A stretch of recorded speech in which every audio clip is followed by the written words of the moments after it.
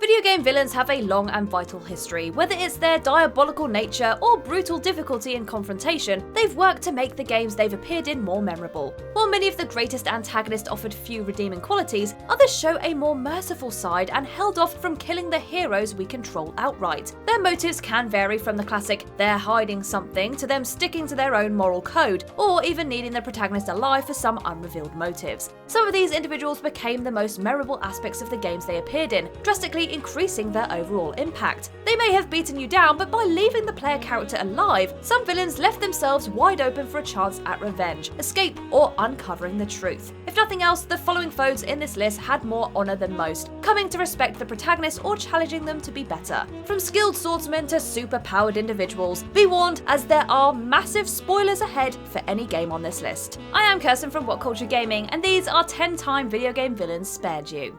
Number 10. Jetstream Sam, Metal Gear Rising: Revengeance. Starting off this list is Samuel Rodriguez, better known as Jetstream Sam from Metal Gear Rising: Revengeance. Serving as Raiden's primary rival throughout the story, Sam is a master of Brazilian swordplay and a member of the Desperado PMC faction. He first appears in Africa looking to assassinate its Prime Minister, Nemani. Challenging Raiden to a duel, Sam severed the protagonist's arm and left him in a pool of blood on a train. Raiden, and by extension the player, would hold a grudge against Sam afterwards, aiming to take revenge on the disciplined warrior. Jetstream Sam was an incredibly skilled and worthy opponent for Raiden, one whose skills were honed not through technological enhancement, but mainly through pure study and discipline. Aside from his strength-enhancing exoskeleton, he had few cybernetic enhancements to speak of. He was also an expert in reading his foes' tactics and personalities, often using them to throw them off balance in combat. Raiden and Sam would eventually battle a second time in a barren field, where the former would prove himself the greater swordsman. But our protagonist gained a new respect for Sam, and went on to use his high-frequency blade in the ultimate confrontation. Number 9. Letho of Gulet, The Witcher 2: Assassins of Kings. Letho of Gulet is a fellow Witcher from the School of the Viper who ends up framing Geralt for regicide in the game's prologue. They find themselves crossing blades later on, and Letho becomes the driving force behind the protagonist's efforts to clear his name. He was eventually captured by the Nilfgaard Empire to the south and cut a deal with them. Letho would get his freedom, but in return he would head north and assassinate the kings throughout the region, destabilizing the region and paving the way for an eventual invasion. Number 8. GLaDOS, Portal 2.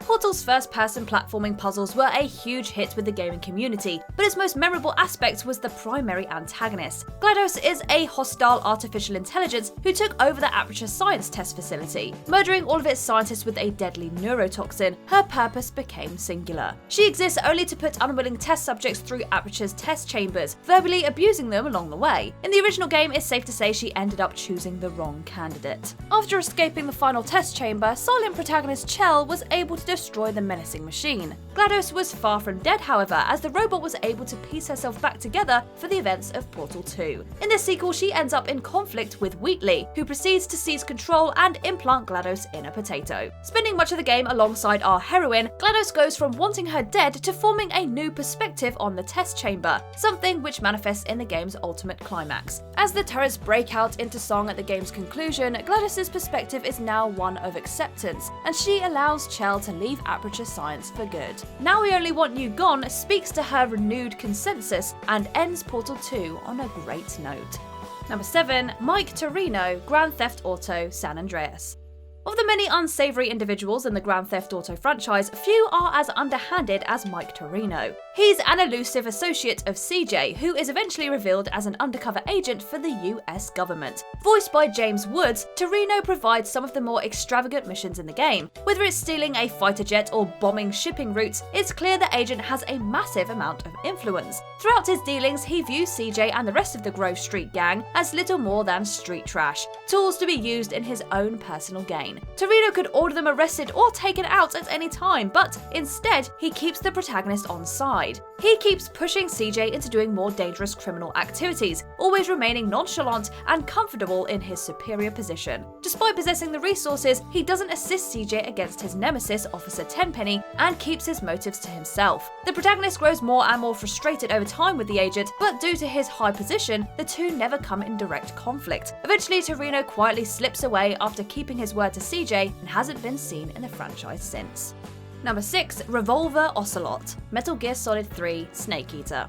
Now for another entry in the Metal Gear series, specifically the first chronologically. In Metal Gear Solid 3 Snake Eater, Naked Snake finds himself trading blows with Revolver Ocelot, a Spetsnaz officer with a penchant for gun juggling. Cocky and headstrong, the Russian commando is no match for our protagonist, and the villain starts to form a grudge. After losing in both hand-to-hand combat and a gun duel, his bitterness only grows. Over time, however, Ocelot begins to respect Snake's skills and reveals his changed allegiance as our protagonist slugs it out with Colonel Volgin in the later stages of the game. He chooses to let Snake live, feeling he is the superior soldier and a leader worth following. Ocelot goes on to join Big Boss fully in Metal Gear Solid 5 The Phantom Pain, serving as a key commanding officer in the unit. Considering Ocelot's decision to not kill Big Boss along with his many other deeds, he's a character who drastically affected the franchise's direction. As a driving force behind many of the narrative's twists and turns, he turns into a master manipulator, triple-crossing everyone he meets and eventually becoming an agent of the Patriots. By the time Metal Gear Solid 4 came about, it was hard to tell whose side he was really on.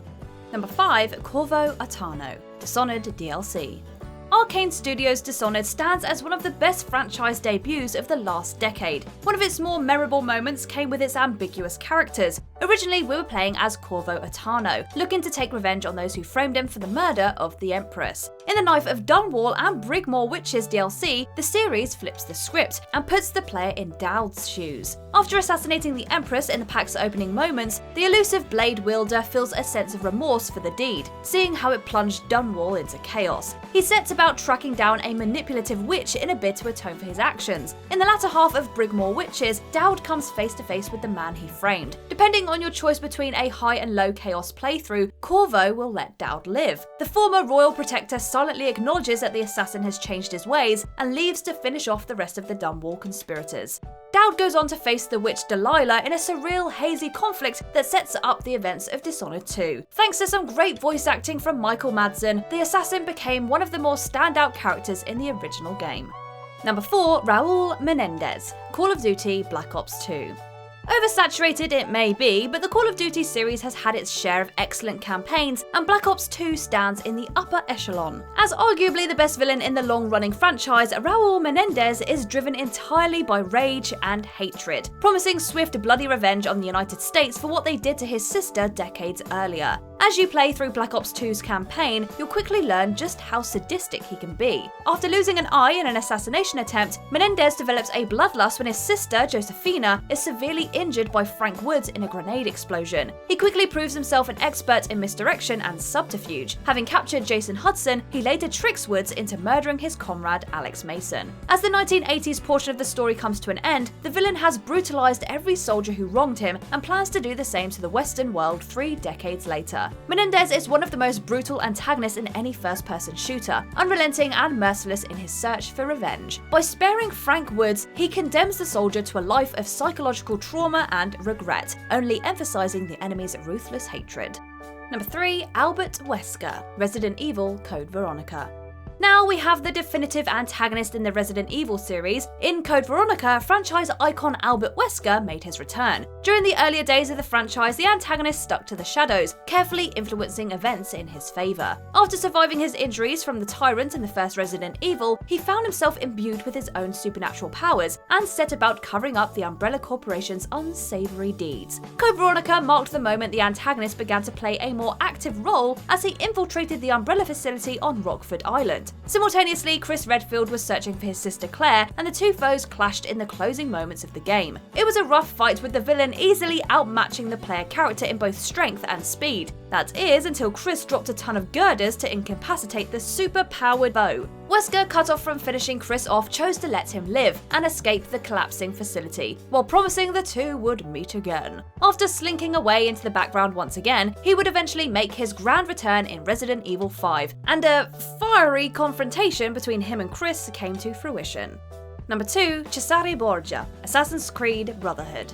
The Assassin's Creed franchise has also had its share of villains, but the best entries in the roster came in the earlier games. Cesare Borgia is Ezio Auditore's arch-nemesis, taking on a far more direct role than his father before him and attacking the charismatic assassin head-on. With a gargantuan army, he invades the protagonist's villa, murders Ezio's uncle Mario, and steals the Apple of Eden for himself. In the chaos, however, Ezio is able to escape and live to fight another day. From here, Cesare is in full control of Rome, and won't stop until all of Europe falls under his tyrannical rule. Unfortunately, sparing Ezio proves to be Cesare's undoing as our hero journeys to Rome, puts the Assassin Brotherhood back together, and eventually topples the Borgia family from power. Clearly, Cesare's overconfidence and unending desire for power got the better of him, and in a climactic final showdown, the villain met his end, falling from the battlements of a Spanish castle. In a brilliant reversal of fortune, slowly dismantling his forces and tackling the antagonist head-to-head still stands as one of the more memorable moments of the franchise. Assassin's Creed as a series hasn't had many developed villains since. Number 1. Dante, Devil May Cry 4. As the leading man in the franchise, Dante has always been a driving force behind the franchise's success. His cool and campy nature often establishes its laid-back tone. In Devil May Cry 4, however, Capcom changed things up a bit and put him on the other side against new protagonist Nero. Dante appears as an antagonist in the 4th game, but doesn't hold much of a grudge against Nero. Instead, he crashes the party, gets him out of the way, steals the Yamato sword, and leaves. Nero is tasked with stopping Dante by the Order of the Sword Congregation. As the game goes on, however, Dante starts to have more respect for the younger demon hunter, not to mention becoming a playable character in his own right. As the two characters run through the same campaign, the differences between them are established, and although Nero dislikes him at first, they don't come too close to killing each other. By the game's conclusion, the wildly popular character realizes Nero's strengths and allows him to keep the Yamato, gesturing with a curt wave of his hand as he walks away. It would be a full decade before the two would be cited in another Devil May Cry title. And there you are, the 10 times video game villains spared you. So let us know your favourites down in the comments below. If you like this video, give it a thumbs up, and if you haven't already, click that subscribe button, as well as the little bell icon to be notified of any new videos coming your way. But for now, I have been Kirsten Ria from WhatCulture Gaming, and I'll see you in the next video.